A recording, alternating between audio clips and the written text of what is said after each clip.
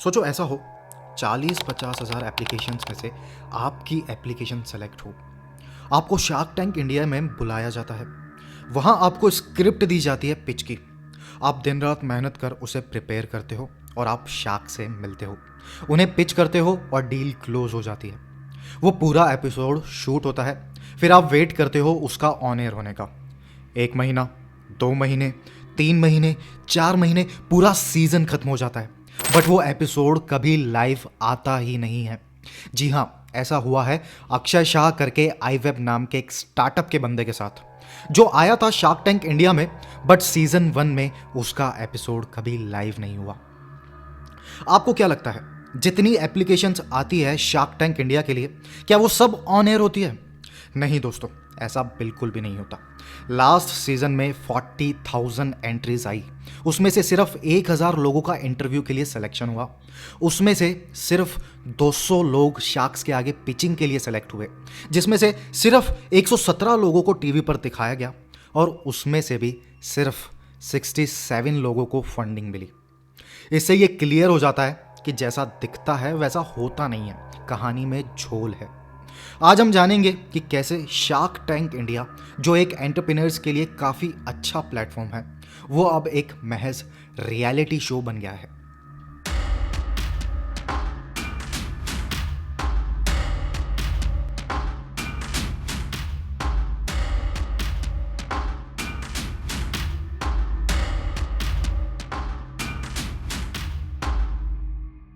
Shark tank India का season 2 start हो गया है, बट इस बार शार्क्स पैनल में असनीर ग्रोवर को रिप्लेस कर दिया अमित जैन ने, जो कार देखो ग्रुप के को फाउंडर एंड सीईओ है।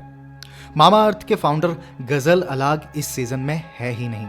खैर, वो तो समझ गए थे कि अब उन्हें अपने बिजनेस पर ध्यान देने की जरूरत है। बाकी शार्क पता नहीं कब समझेंगे। छोड़ो दोस्तों, हमें क्या है, हम आगे चलते हैं। आखिर शार्क इंडिया क्या असलियत में उसके नाम को जस्टिफाई करता है?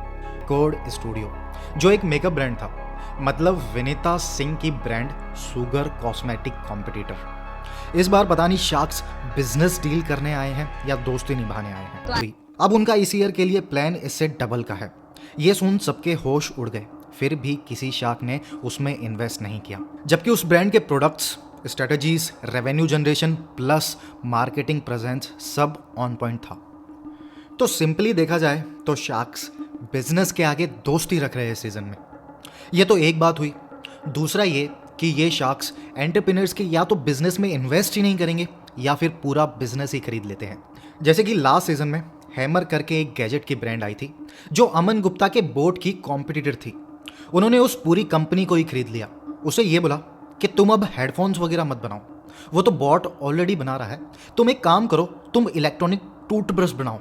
मतलब कम ऑन यार, वाह बेटे, क्या खेले हो तुम। ये होता है नॉर्मली जब शार्क टैंक इंडिया में शार्क्स का कोई कॉम्पिटिटर आता है, या तो उसे फंडिंग नहीं दी जाती या पूरी की पूरी कंपनी खरीद ली जाती है। दूसरा बड़ा सच, शार्क टैंक इंडिया में आपको क्या लगता है कि जो भी स्टार्टअप्स आते हैं शार्क टैंक इंडिया में, वो वही बोलते हैं या शो करते हैं जो उन्हें सच में बोलना होता है? जी नहीं दोस्तों, ऐसा बिल्कुल भी नहीं होता है। वो सब स्क्रिप्टेड होता है, जो प्रोड्यूसर्स एंड डायरेक्टर्स उन पिक्चर्स को बोलते हैं बोलने को, वही वो लोग बोलते हैं उन 3 मिनट की पिच में जो उन्हें प्रिपेयर करने को दी जाती है। चाहे उस पिच के दौरान उनके प्रोडक्ट का यूएसपी ही क्यों ना लॉस्ट हो जाए, उन्हें उस पिच के साथ ही स्टिक रहना पड़ता है। इवन कुछ स्टार्टअप्स जो इस सीजन में आए, उन्होंने ये रिवील किया है कि उन्हें कितना फंड मांगना था, बट उन्हें प्रोड्यूसर्स ने फोर्स किया कि आप ये फंड मांगिए। जैसे मॉडर्न मिथ की सीईओ ओशीना हंस बताती है कि वो शार्क से 5 करोड़ की फंडिंग मांगना चाहती थी, बट प्रोड्यूसर्स ने उन्हें फोर्स किया कि आप 1 करोड़ की ही फंडिंग मांगिए। जैसा शार्क टैंक यूएस में होता है, डायरेक्ट पिच करनी होती है, राइट कैंडिडेट को फंडिंग मिलती है। शार्क्स भी इतने कॉम्पिटिटर होते हैं, मतलब वो रियल शो है यार, एंड उस शो का जस्टिफिकेशन भी है। बट इन इंडिया इस साल तो जैसे बिग बॉस एंड रूडीज जैसा रियलिटी शो बना दिया है शार्क टैंक को।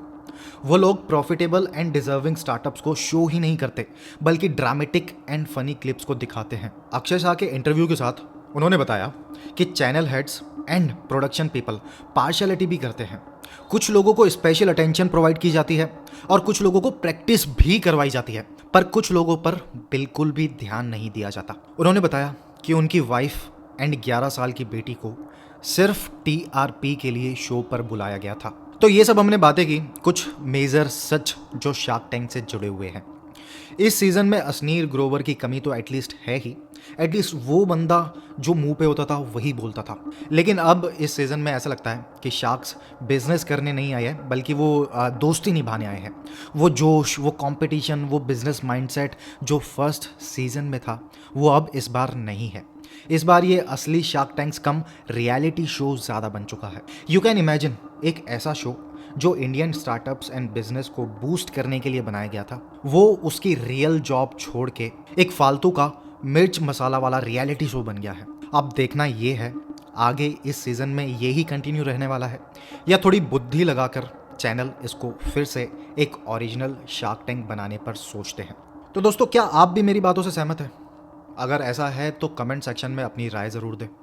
चलिए मिलते हैं नेक्स्ट वीडियो में, तब तक के लिए ध्यान रखिए। धन्यवाद।